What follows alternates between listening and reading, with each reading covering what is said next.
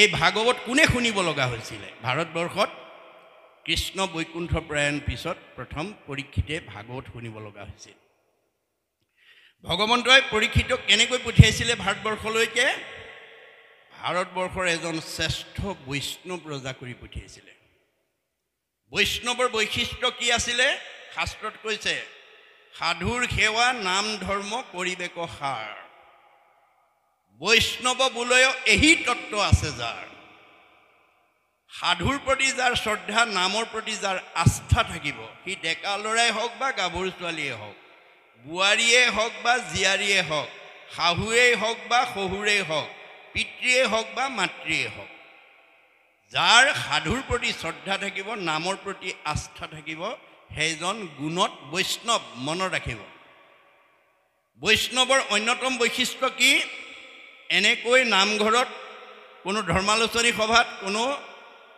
পাঠ প্ৰসংগত বহাৰ পিছত বৈষ্ণৱে গ্ৰাম্য কথা নাপাতে চাহ তামোলৰ কথা নাপাতে ধন টকা পইচা কথা নাপাতে পৰিয়ালৰ পাৰিবাৰিক জীৱনৰ কথা নাপাতে বৈষ্ণৱ গুণসম্পন্ন ব্যক্তিৰ স্বভাৱ কি বিঠা বাক্য নুবুলিব নামাতিব মিছা কৃষ্ণ কথা শুনিবলৈ কৰিবেক ইচ্ছা বৈষ্ণৱ গুণসম্পন্ন ব্যক্তিয়ে দিনটোত কেনেকৈ ঈশ্বৰৰ কথা এটা শুনি জীৱনটো সাৰ্থক কৰোঁ তাৰ কাৰণে সদায় ইচ্ছা প্ৰকাশ কৰি থাকিব আৰু আনটো বৈশিষ্ট্য কি নকৰিব প্ৰাণী হিংসা মনে একোজন সদায়ে চিন্তিব মাত্ৰ কৃষ্ণৰ চৰণ বৈষ্ণৱ গুণসম্পন্ন ব্যক্তিয়ে কাকো হিংসা নকৰে কিয় আমাৰ শাস্ত্ৰত কৈছে ভাগৱতত কৈছে যত দেখা ভূত প্ৰাণী সবা হাকে বিষ্ণু মানি হিংসা এৰি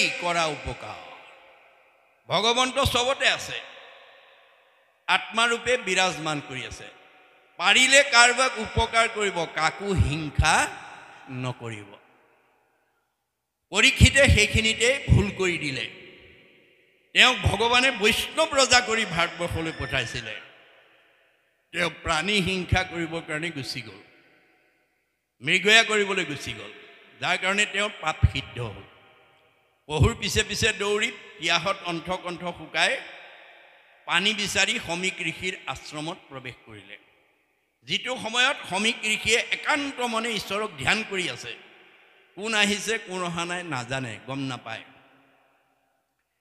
পৰীক্ষিতে সেই কথা বিবেচনা নকৰি পদমৰ্যাদাক প্ৰাধান্য দি মই দেশৰ ৰজা তুমি মোৰ প্ৰজা তোমাৰ আশ্ৰমত আহিছোঁ তুমি মোক মান্যতা দিয়া নাই এই বুলি তেওঁ পদমৰ্যাদাক অহংকাৰ কৰি গৰ্ব কৰি অবিবেচনা কৰি খঙত একো নাই হৈ ধনুৰ আগেৰে মৰা সাপ এটা আনি সমীক ঋষিৰ ডিঙিত মেৰিয়াই গুচি গ'ল খবৰটো খেলি থকা পুত্ৰ সিংগী মুনিৰ কাণত পৰাৰ লগে লগে দৌৰি আহি দেখিলে হয় দেউতাকৰ ডিঙিত কোনোবা অধমে মৰা সাপ আঁৰি থৈ গৈছে লগে লগে সিংগী মুনিয়েও খঙত একো নাই হৈ অভিশাপ দি দিলে মোৰ দেউতাৰ ডিঙিত যোনে এনেকৈ মৰা সাপ আঁৰি থৈ গৈছে এই তক্ষকেই তেওঁক 7 দিনত দংশন কৰি মাৰিব খবৰটো লগৰীয়া মুখে পৰীক্ষিত কৰ্ণগোচৰ হোৱাৰ লগে লগে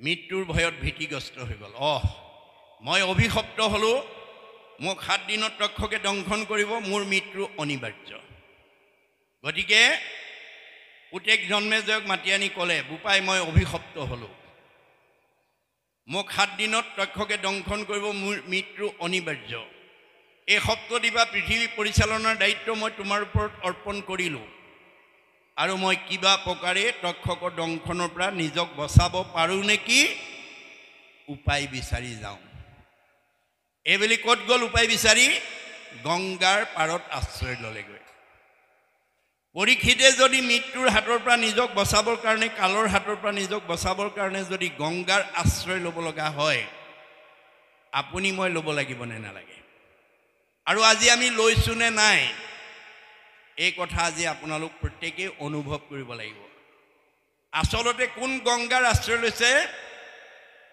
নামেই গংগা নামে নাটাৰিলে জীৱ আৰু কোনে তাৰে আমাক নামে নাটাৰিলে আনে তৰাব নোৱাৰে আজি আপোনালোক সকলোৱে এই গংগা নাম গংগাৰ আশ্ৰয় লৈছে খবৰটো পোৱাৰ লগে লগে ৰাজ্যৰ সকলো দেৱঋষি ৰাজঋষি ব্ৰহ্মঋষি ঋষিজকে প্ৰমুখ্য কৰি গণ্যমান্যসকল আহি পৰীক্ষিতৰ সন্মুখত সমবেত হৈছে।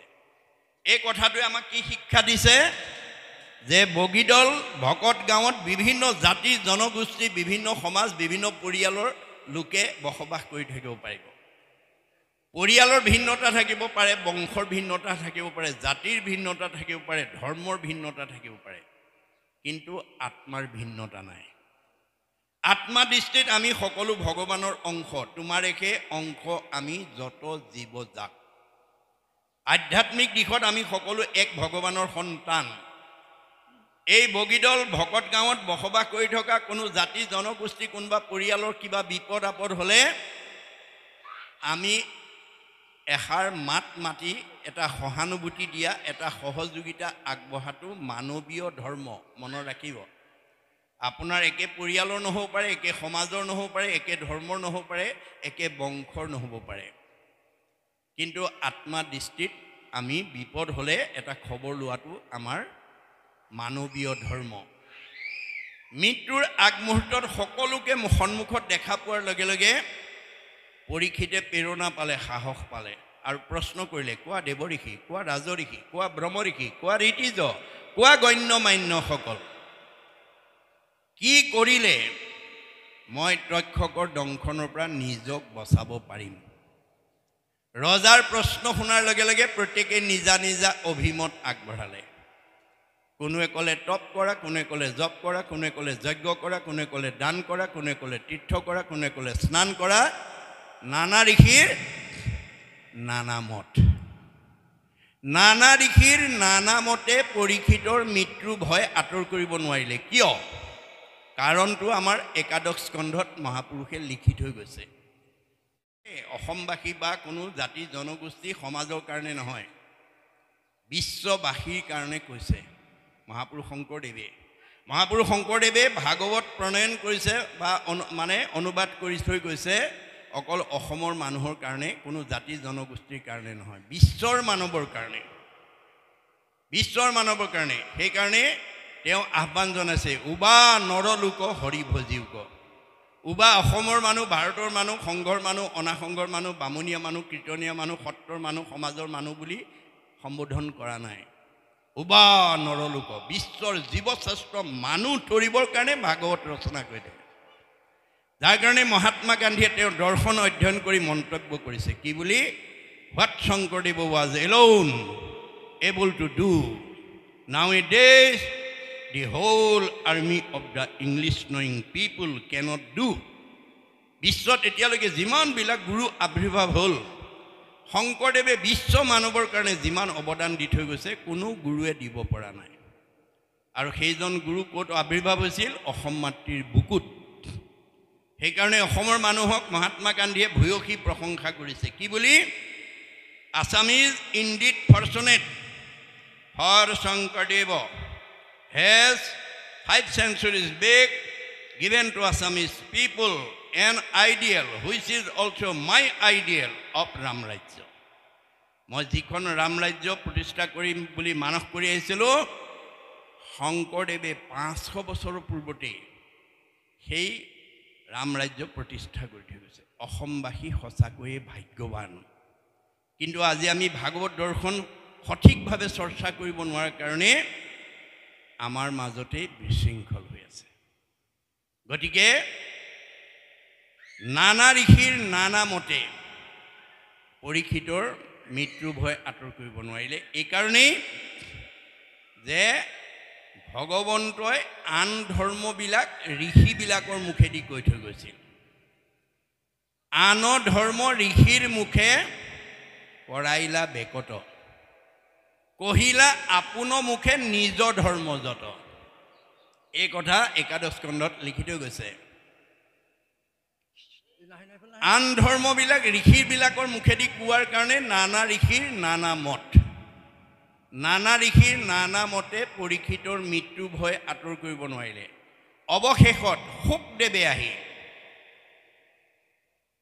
7 দিন 7 ৰাতি প্ৰথম স্কন্ধ ভাগৱতৰ পৰা দ্বাদশ স্কন্ধ ভাগৱতলৈকে নীৰৱ নিশ্চিন্নভাৱে শ্ৰৱণ কৰোৱাৰ লগে লগে দ্বাদশ স্কন্ধ ভাগৱত শুনাৰ লগে লগে পৰীক্ষিতৰ ব্ৰহ্মজ্ঞান প্ৰাপ্ত হৈ গ'ল। মই ইমান সময় মৰিম বুলি যিটো কাৰণে ভয় কৰি আছিলোঁ তাৰ দেখোন মৃত্যুৱেই নাই। আমাৰ আচলতে জীৱৰ মৃত্যু নাই। মৃত্যু কাৰ আছে? দেহৰেহে ধৰ্ম জনম মৰণ। এই দেহটোৰহে জন্ম মৃত্যু আছে, জীৱৰ নাই। এই তথ্য নজনাৰ কাৰণে আজি তাৰিখত আমি কৈ আছোঁ বগীদল ভকত গাঁৱৰ আমুকা মৰিল, তামুকী মৰিল, স্বৰ্গগামী হ'ল, বৈকুণ্ঠগামী হ'ল, প্ৰয়াত হ'ল, বিদেহ হ'ল, ইহলীলা সম্বৰণ কৰিলে আদি নানান ভাষাৰে আমি কোনোবা এজনক মৰাটোকে কৈ আছোঁ। কিন্তু গীতাত কৃষ্ণই অৰ্জুনক কৈছে, সখা মানুহ মৰা বুলি কোৱাটো মিছা কথা কৈ আছে। অজীৱৰ মৰণ কহে যে তুজন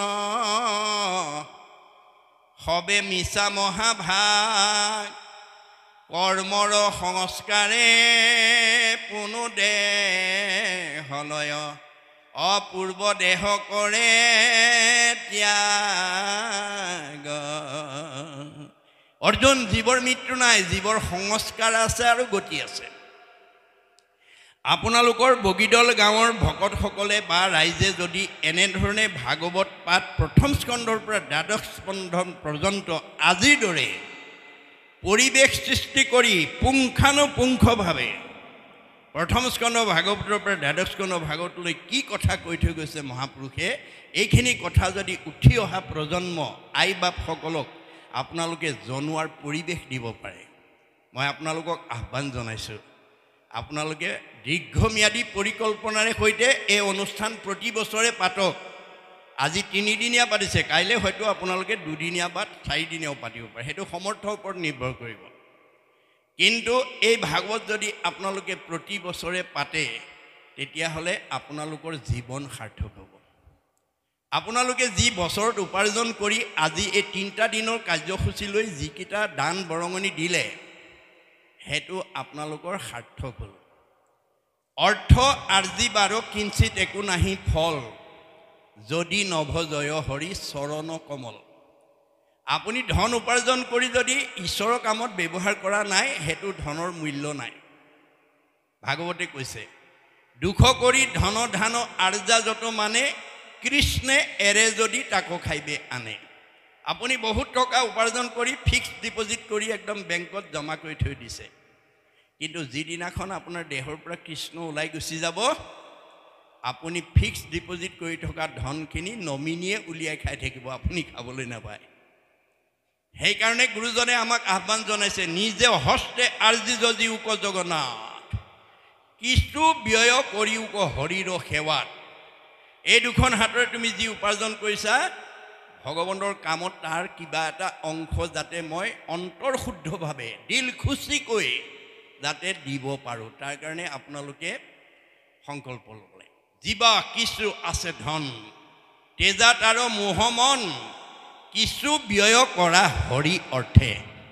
ভগৱানে যি দিছে তাতে মোহগ্ৰস্ত হৈ নাথাকিব, কিবা এটা অংশ ঈশ্বৰৰ কামত অন্তৰ শুদ্ধকৈ লগাব পাৰিব লাগিব।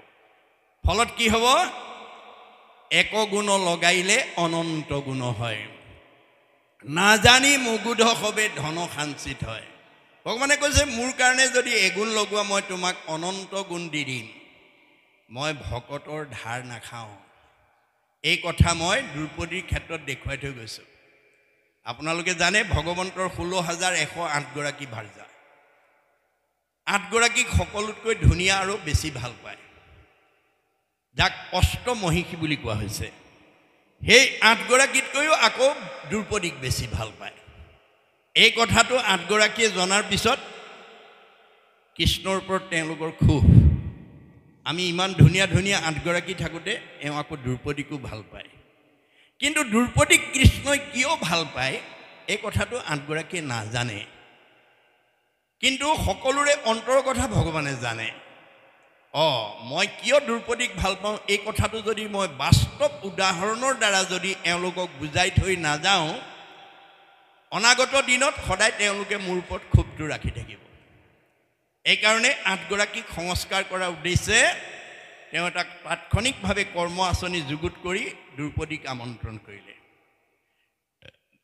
অস্ত্ৰ পৰিচালনা কৰি আছে, দ্ৰৌপদী আহি আছে। অস্ত্ৰ পৰিচালনা কৰি থাকোঁতে হঠাৎ অস্ত্ৰ লাগি আঙুলি কাটি তেজ ববলৈ ধৰিলে। 8 গৰাকী কৃষ্ণৰ আঙুলিৰ পৰা তেজ ওলোৱা দেখি ফটা কাপোৰ বিচাৰি ভিতৰত সোমাল। সেই মুহূৰ্ততে দ্ৰৌপদী আহি তেওঁৰ সন্মুখত থিয় হৈ কৃষ্ণৰ আঙুলি তেজ ওলোৱা দেখি অকণো অপেক্ষা নকৰি পিন্ধি যোৱা শাৰীখনৰ আঁচল এটা ফালি তৎক্ষণাৎ কৃষ্ণৰ আঙুলি বান্ধি তেজ ৰাখি দিলে। 8 গৰাকীয়ে ফটা কাপোৰ লৈ আহি দেখে দ্ৰৌপদীয়ে আঙুলি বান্ধিলেই। ভালেতো এওঁক ভাল পায়। সেইদিনাখনে তেওঁলোকে বুজি পাইছে যে কৃষ্ণই আচলতে দৈহিকভাৱে নহয়, আধ্যাত্মিকভাৱে ভক্তি ভাৱত ভাল পায়। তেওঁলোক সংস্কাৰ হৈ গ'ল। কিন্তু দ্ৰৌপদীৰ এটুকুৰা বস্ত্ৰ ধাৰ লাগিল। এটুকুৰা বস্ত্ৰৰ ধাৰ অনন্ত বস্ত্ৰৰূপে পৰিশোধ কৰি দিছে। কোনদিনা? যিদিনা ৰজস্বলা অৱস্থাত দুঃশাসনে দ্ৰৌপদীক ৰাজসভাত বস্ত্ৰহৰণ কৰিছে, সেইদিনাখন বস্ত্ৰৰ ধাৰ বস্ত্ৰৰে পৰিশোধ কৰি দ্ৰৌপদীক উদ্ধাৰ কৰিছে। দ্ৰৌপদীক যদি উদ্ধাৰ কৰে, আমাক কৰিবনে নকৰে? এই বিশ্বাসটো আমাক লাগিব। বিশ্বাসে পাইবে তাংক তৰ্কে বহু দূৰ। মহাত্মা গান্ধীয়ে ধৰ্ম দৰ্শনটো বিশ্বাসৰ ওপৰত নিৰ্ভৰ বুলি কৈছে। Religious beliefs are based on faith. ধৰ্ম দৰ্শনটো বিশ্বাসৰ ওপৰত নিৰ্ভৰ কৰে। Religion is not really what is grasped by brain but by heart. ধৰ্ম দৰ্শন মগজে ঢুকি পোৱা বস্তু নহয়, কাৰোবাক দেখুৱাই দিয়া বস্তু নহয়, ই অন্তৰৰ উপলব্ধিৰ বস্তু। গতিকে আমি বিশ্বাসেৰে ল'ব লাগিব। এজন দাৰ্শনিক পণ্ডিতে কৈছে, be faithful to your land, land will be faithful to you. আপুনি মাটিডৰাক বিশ্বাস কৰি খেতি কৰিবলৈ শিকক। মাটিডৰাই কোনোদিন আপোনাৰ বিশ্বাস ভংগ নকৰে। আপুনি ভগৱানক বিশ্বাস কৰি ভক্তি কৰিবলৈ শিকক।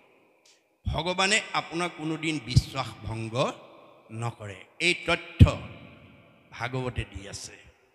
গতিকে শুকদেৱক দ্বাদশ স্কন্ধ ভাগৱত শুকদেৱে আহি শুনোৱাৰ লগে লগে পৰীক্ষিতে যেনেকৈ গতি পালে, আপোনালোকেও যদি এনেধৰণৰ পৰিৱেশ সৃষ্টি কৰি এনেকুৱাকৈ পৰিকল্পনা কৰক যে আমি 25 বছৰত অতি জাক জমকতাৰে ৰূপালী জয়ন্তী পাতিম, ভাগৱত পাঠ ব্যাখ্যা অনুষ্ঠানৰ।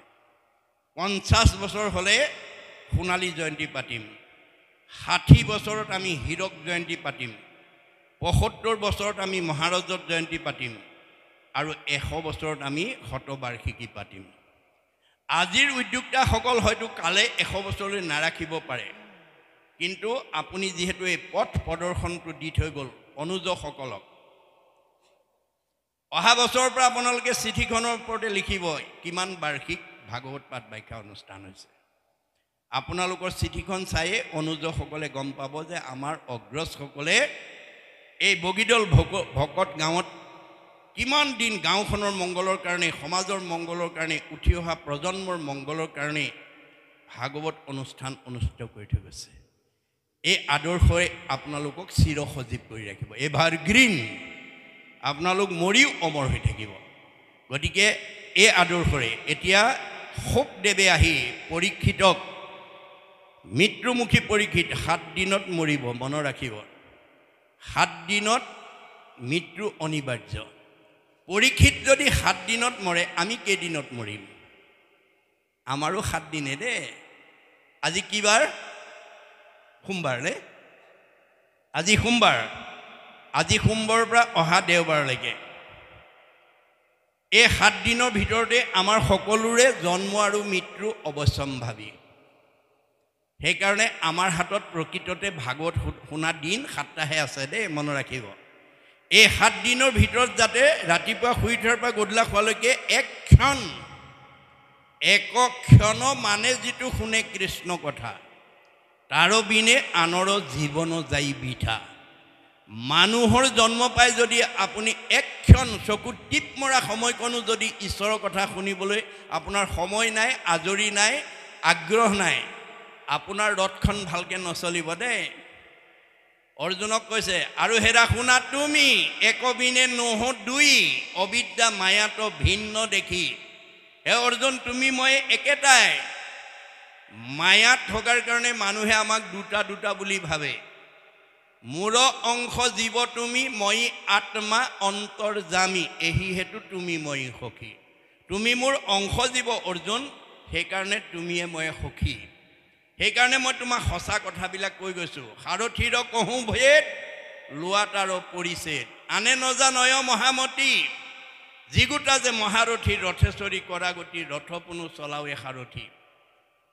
তুমি যিখন ৰথত উঠি মহাৰথী ৰূপে যুদ্ধত অৱতীৰ্ণ হৈছা, কৰ্মত অগ্ৰগতি হৈছা, সেই ৰথখন মই পৰিচালনা কৰি আছোঁ। মনত ৰাখিবা যে অৰ্জুনৰ ৰথখন যদি ভগৱন্তই পৰিচালনা কৰিছে, আমাৰ ৰথখন কোনে পৰিচালনা কৰিছে? গীতাত কৈছে দেহ ৰথ ঘোঁৰা মন ইন্দ্ৰী প্ৰাণ সেনাগণ বিষয় অৰণ্য ভৈলতাৰ। যে আমাৰ এই দেহটোক ৰথৰ লগত তুলনা কৰিছে আৰু মনটোক ঘোঁৰাৰ লগত তুলনা কৰিছে। গতিকে দেহ ৰথ ঘোঁৰা মন ইন্দ্ৰী প্ৰাণ সেনাগণ আৰু ইন্দ্ৰিয়বিলাকক সেনা সৈন্য বুলি কৰিছে বিষয় অৰণ্য ভৈলতাৰ। আজি আমাৰ বহুত মানুহ বিষয়ত ইমান বিমুগ্ধ হৈছে যে যিজন থকাৰ কাৰণে আমি চকুৰে দেখিছোঁ, কাণেৰে শুনিছোঁ, মুখেৰে খাইছোঁ, হাতেৰে কৰিছোঁ, ভৰিৰে গৈছোঁ, সেইজনৰ কথা শুনিবলৈ, সেইজনৰ কথা ভাবিবলৈ, সেইজনৰ কৰ্ম কৰিবলৈ, সেইজনৰ স্থানলৈ আহিবলৈ আমাৰ বহুতৰ আজৰি নাই। মনত ৰাখিব, যদি যিজন থকাৰ কাৰণে আপুনি চৈতন্য হৈ আছে, সেইজনৰ কথা যদি আপোনাৰ ভাবিবলৈ সময় নাই, আপোনাৰ মানে কৰিবলৈ সময় নাই, তেওঁৰ চিন্তা কৰিবলৈ আজৰি নাই, আপোনাৰ ৰথখন অৰ্থাৎ দেহৰ ৰথখন ভালকৈ নচলিব। কাৰণ আপুনি মনৰ অধীন হৈ গৈছে।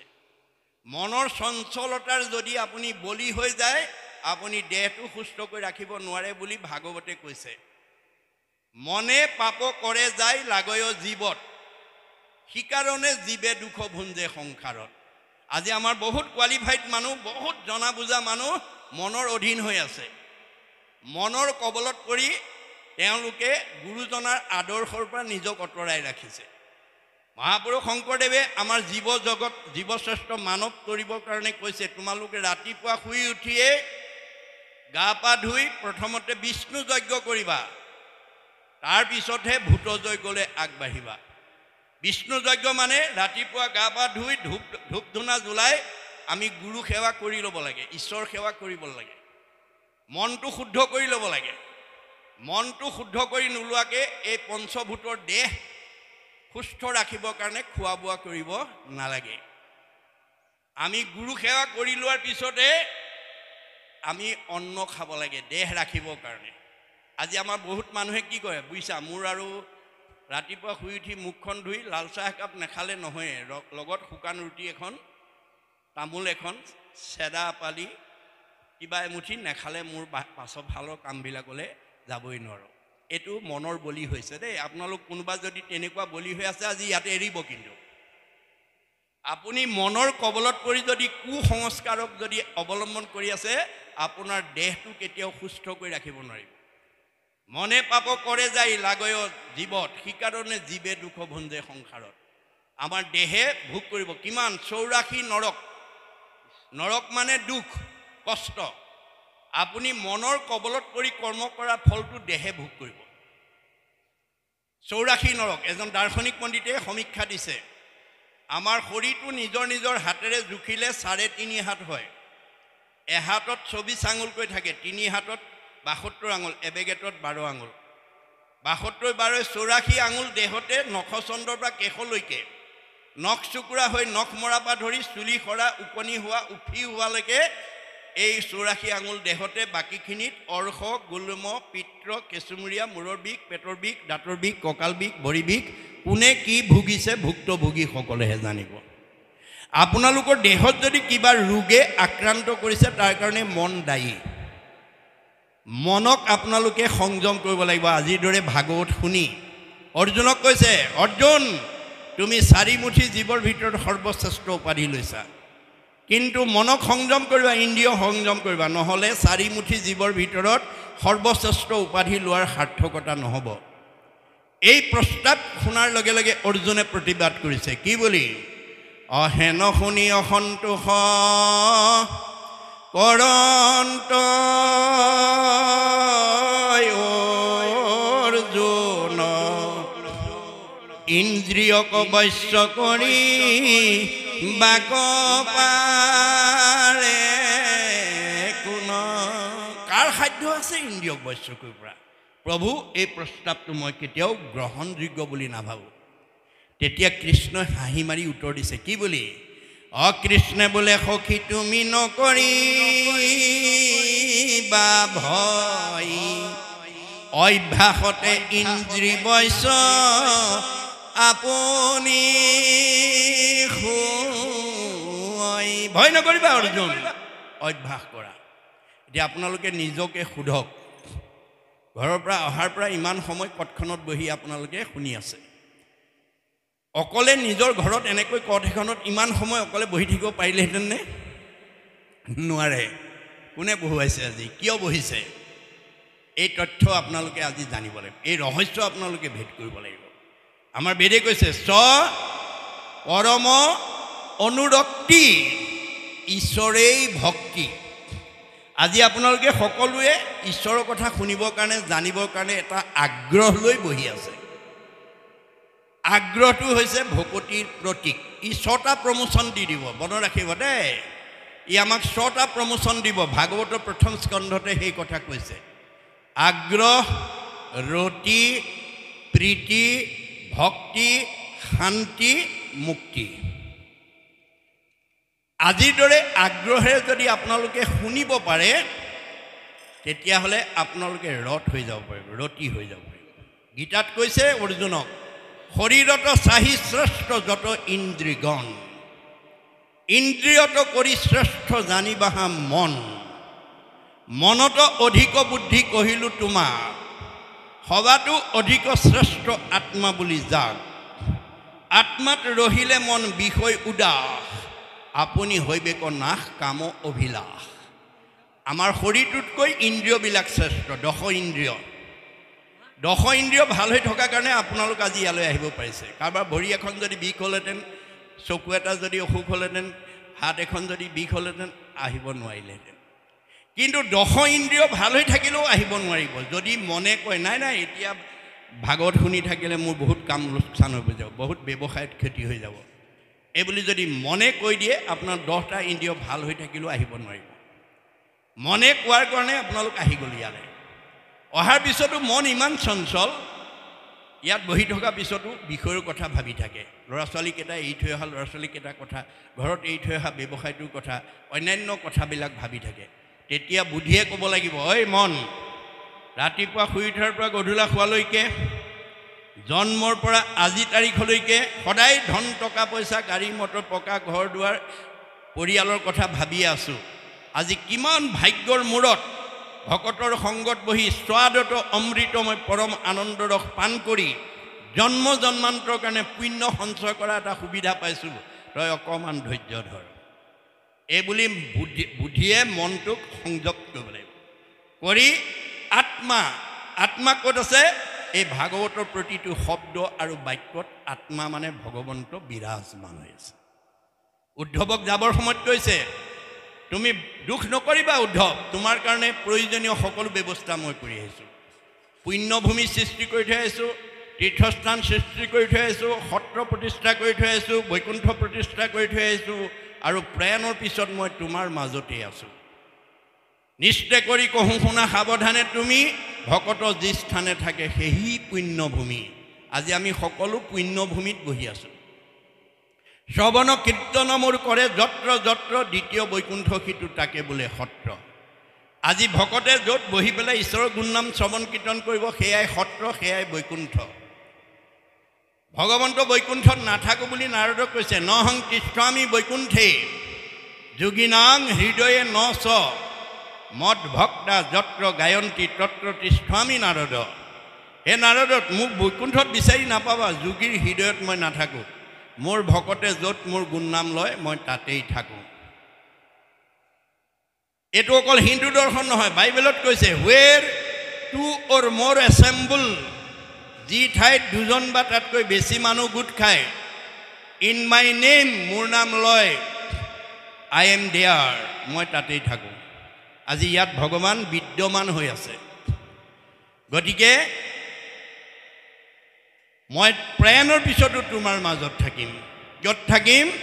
তিৰুদ্ধায় প্ৰবিষ্ট অয়ম শ্ৰীমদ ভাগৱত নৰ্বম তে নয় বাংময় মূৰ্তি প্ৰত্যক্ষ বৰ্ততে হৰৈ শ্ৰৱণাত সেৱনাত দৰ্শনাত পাঠাত পাপনাশিনী। ভগৱানে কৈছে মই প্ৰয়াণৰ পিছত শব্দ ব্ৰহ্ম বাক্য ব্ৰহ্মৰূপে ভাগৱতত অন্তৰ্নিহিত হৈ থাকিম। সেই ভাগৱত যদি সেৱা কৰিব পাৰা, সেই ভাগৱত যদি দৰ্শন কৰিব পাৰা, সেই ভাগৱত যদি শ্ৰৱণ কৰিব পাৰা আৰু সেই ভাগৱত যদি কীৰ্তন কৰিব পাৰা, তোমাৰ চব পাপ মই নাইকিয়া কৰি দিম। সেইকাৰণে আজি ঠাইলৈ আমি ল'ৰা ছোৱালীবিলাকক বেছিকৈ আনিবলৈ যত্ন কৰিব লাগে। ইয়াত জীৱনশৈলীৰ সমস্ত দিশৰ কথা সন্নিৱিষ্ট হৈ আছে। এটা জীৱই মাতৃগৰ্ভত স্থিতি লোৱাৰ দিনৰে পৰা মানে মৃত্যু পৰ্যন্ত মাতৃগৰাকীয়ে কি খাব লাগিব, কি খাব নালাগিব, কি কৰিব লাগিব, কি কৰিব নালাগিব, কলৈ যাব লাগিব, কলৈ যাব নালাগিব, সকলো কথাৰ সন্ধান দি থৈছে। গতিকে ভাগৱত নুশুনিলে আমি জীৱনটো সঠিকভাৱে আগুৱাই নিব নোৱাৰিম।